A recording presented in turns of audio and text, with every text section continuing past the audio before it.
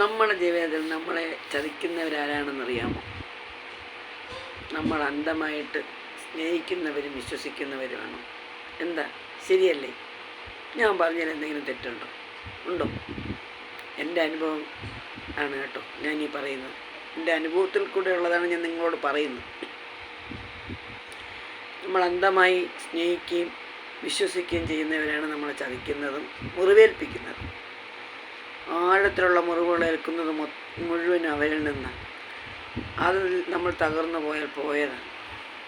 കരകയറാൻ ഒരുപാട് വിഷമമാണ്, പ്രയാസമാണ്.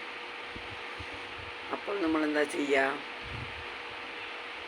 അങ്ങനെ ഒരു വഴിക്ക് പോകാതിരിക്കുക. ആരെയും അന്ധമായി സ്നേഹിക്കാനും വിശ്വസിക്കാനും പോകാതിരിക്കുക. അതാണ് ഏറ്റവും നല്ല പരിപാടി, അല്ലേ? ഒന്ന് ശ്രമിച്ചു നോക്കൂ കേട്ടോ. അപ്പോൾ ടാറ്റാ, ഗുഡ് നൈറ്റ്.